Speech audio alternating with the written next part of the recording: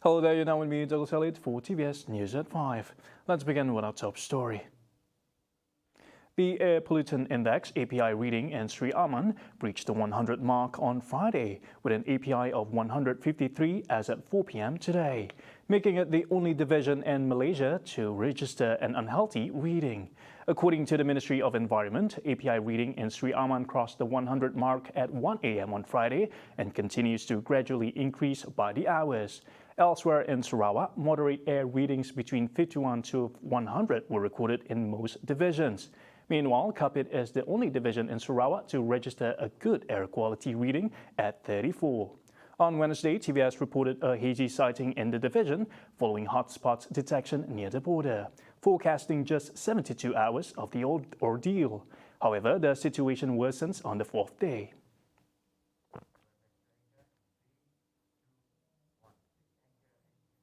Malaysia's economy posted a sterling growth of 8.9% in the second quarter of 2022, driven by strong domestic demand and steady recovery in labour market conditions, as well as ongoing policy support.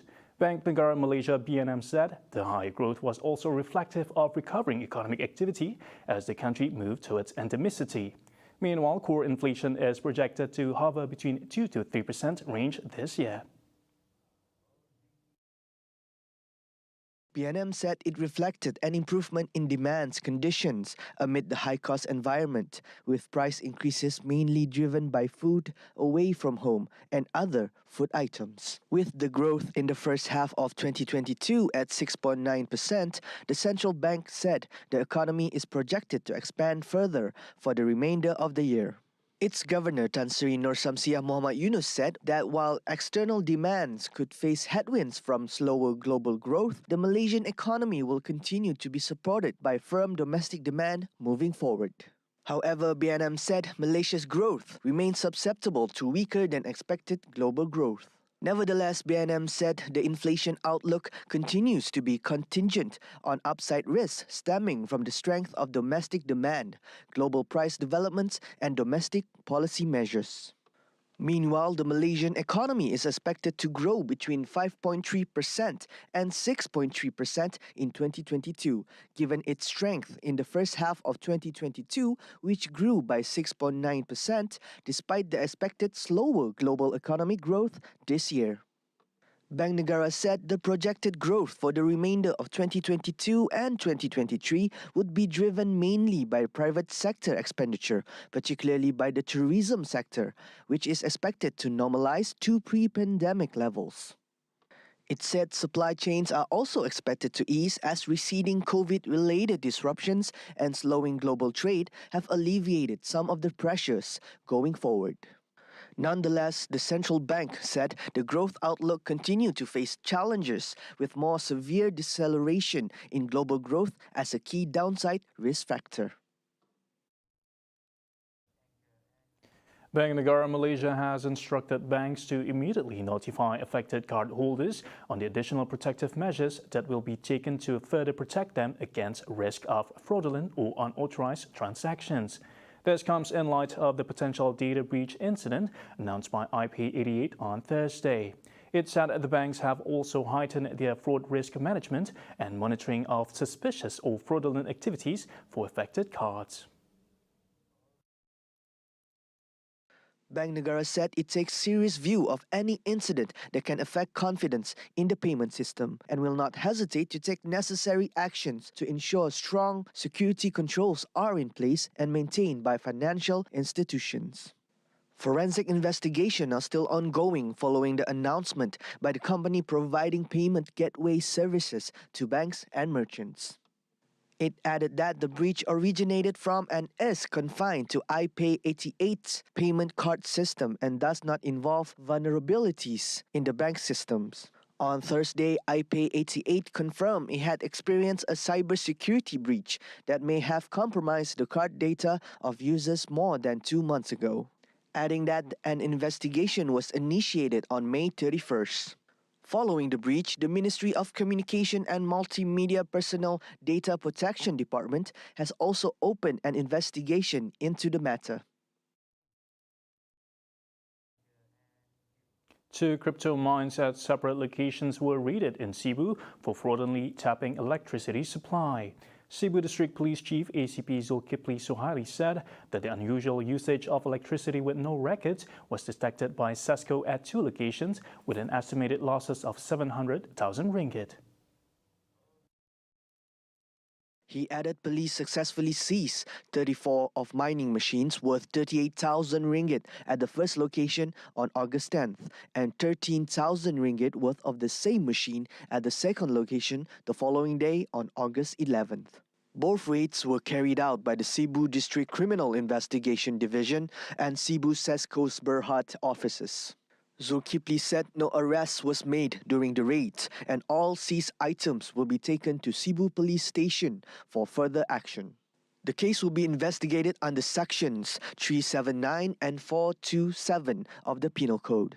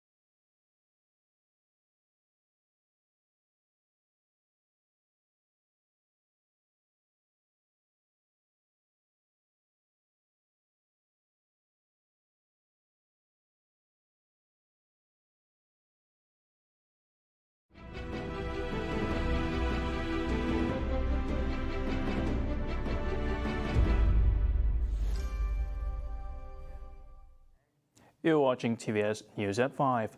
Back to our weekly discussion on education among youth.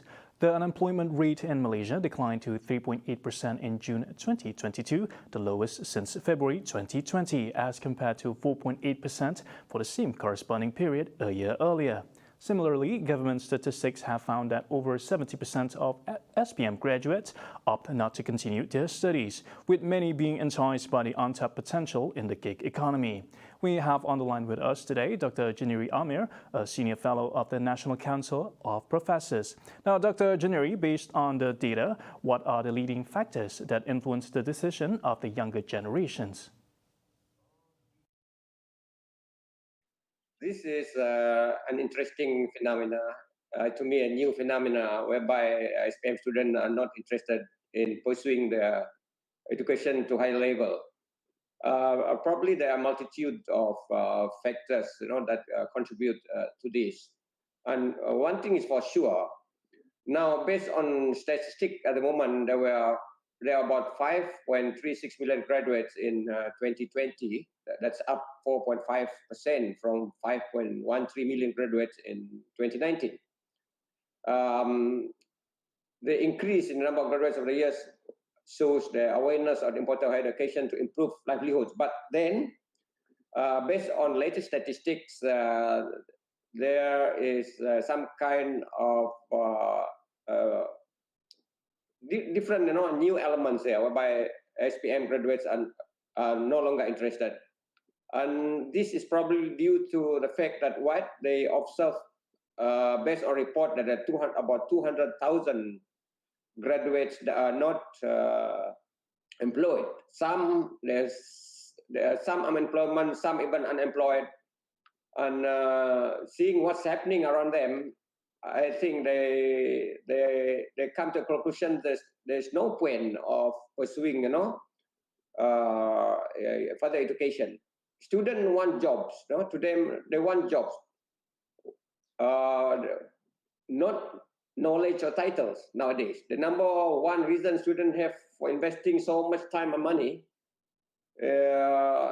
into a college education is to get good job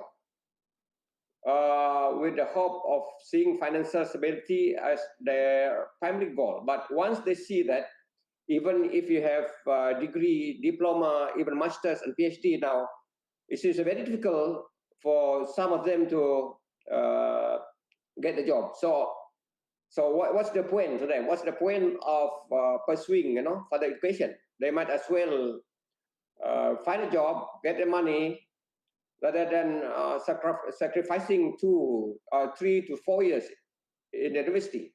So the moment they finish the SPM, they feel that this is the best time for them to get a job, find money, help their family, their parents, and by doing that, and then that will probably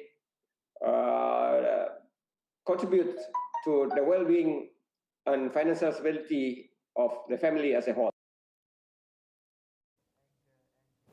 Now, as an academician, do you agree that education must always be given a priority in molding industry-ready professionals once they graduated? Well, I mean, as an ex-lecturer, academician in university, also former school teacher, I am now heading the media organization. I strongly feel that there is still a need for our students to pursue, higher education. It's very important to have not only knowledge but also skill, which is relevant to the industry.